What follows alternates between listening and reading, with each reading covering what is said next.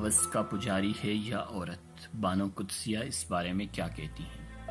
جب عورت مرتی ہے تو اس کا جنازہ مرد اٹھاتا ہے، اس کو لحد میں یہی مرد اتارتا ہے، پیدائش پر یہی مرد اس کے کان میں اذان دیتا ہے، باپ کے روپ میں سینے سے لگاتا ہے اور بھائی کے روپ میں تحفظ فراہم کرتا ہے اور شوہر کے روپ میں محبت دیتا ہے، بیٹے کی صورت میں اس کے قدموں میں اپنے لیے جنت تلاش کرتا ہے۔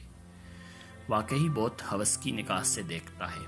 ہوس بڑھتے بڑھتے ماں ہاجرہ کی سنت پر عمل کرتے ہوئے صفا و مروہ کے درمیان صحیح تک لے جاتی ہے۔ اسی عورت کی پکار پر سندھ آ پہنچتا ہے، اسی عورت کی خاطر اندلس فتح کرتا ہے اور اسی ہوس کی خاطر 80% مقتولین عورتوں کی عصمت کی حفاظت کی خاطر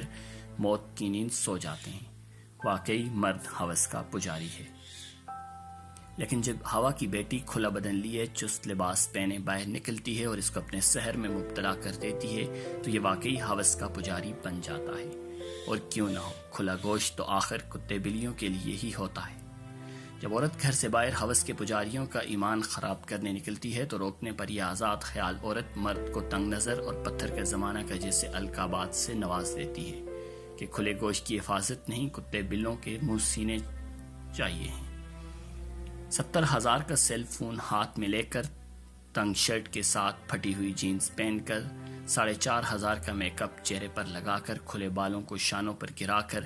انڈے کی شکل جیسا چشمہ لگا کر کھلے بال جب لڑکیاں گھر سے باہر نکل کر مرد کی ہوس بھری نظروں کی شکایت کریں تو ان کو توپ کے آگے باندھ کر اڑا دینا چاہیے، جو سیدھا یورپ و امریکہ میں جا کے لیں۔ اپنے جیسی عورتوں کی حالت زار دیکھیں جن کی عزت صرف بستر کی حد تک محدود ہے۔ سنبھال اے بنت ہوا اپنے شوخ مزاج کو، ہم نے سرے بازار حسن کو نیلام ہوتے دیکھا ہے۔ وسیع تب محسوس کی جب میرے والد کینسر سے جنگ لڑ رہے تھے اور انہیں صحتیاب ہونے سے زیادہ اس بات کی فکر لاحق تھی کہ جو کچھ انہوں نے اپنے بچوں کے لیے بچایا تھا وہ ان کی بیماری پر خرچ ہو رہا تھا، اور ان کے بعد ہمارا کیا ہوگا۔ میں نے مرد کی قربانی تب دیکھی جب ایک بازار عید کی شاپنگ کرنے گئی اور ایک فیملی کو دیکھا جن کے ہاتھوں میں شاپنگ بیگز کا ڈھیر تھا۔ بیوی شوہر سے کہہ رہی تھی کہ میری اور بچوں کی خریداری پوری ہو گئی، آپ نے کرتا خرید لیا، اب کوئی نئی چپل بھی خرید لی، جس پر جواب آیا ضرورت ہی نہیں، پچھلے سال والی کون سی روز پہنی ہے جو خراب ہو گئی ہو، تم دیکھ لو اور کیا لینا ہے، بعد میں اکیلے آ کر اس رش میں کچھ نہیں لے پاؤ گی، ابھی میں ساتھ ہوں، جو خریدنا ہے آج ہی خرید لو۔